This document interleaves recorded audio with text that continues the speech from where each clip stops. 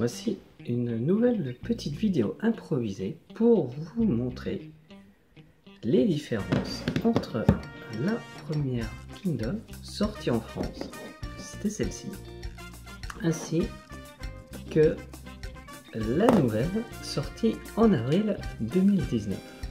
Alors, comme vous le voyez peut-être, la nouvelle est légèrement plus petite, mais c'est pas extrêmement convaincant. Elle est par contre peut-être un petit peu plus épaisse. Et ce qui est intéressant de voir, c'est surtout les évolutions sur ces deux machines, puisque l'ancienne Kindle, ici, n'a pas d'écran tactile ni d'éclairage. Par contre, elle a bien un écran à encre électronique. Et donc, pour naviguer sur la liseuse, il fallait utiliser les petits boutons. Vous voyez, ça fonctionne. Hop, on va lancer un livre.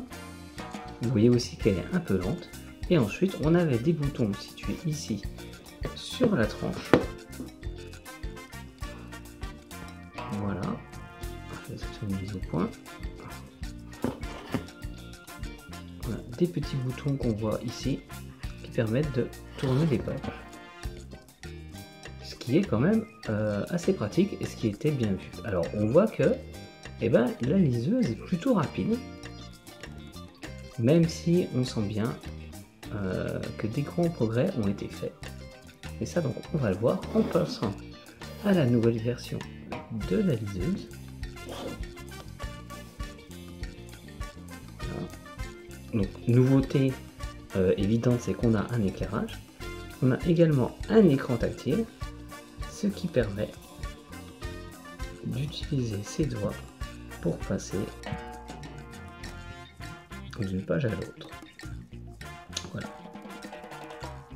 Sinon, cette liseuse est légèrement plus petite, mais elle est aussi moins chère, puisque la première Kindle a été vendue, je crois, pour un peu plus de 100 €.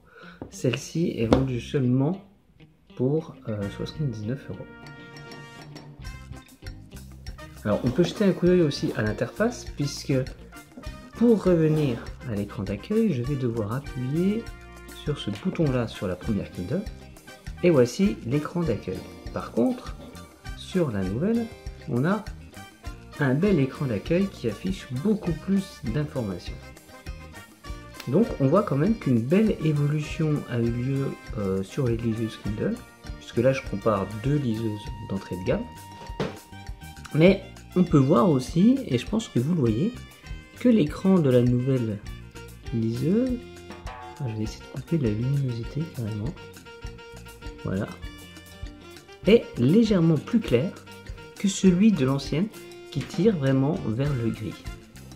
Et je peux aussi vous assurer que celui-là propose un meilleur contraste et une finesse de caractère beaucoup plus intéressante pour lire que la première Kindle. Voilà. Donc, je vous invite à cliquer sur le petit bouton j'aime si vous avez aimé cette vidéo. Et puis à vous abonner à la page pour avoir d'autres informations sur la lecture numérique. Je vous dis à bientôt pour une prochaine vidéo et bonne lecture.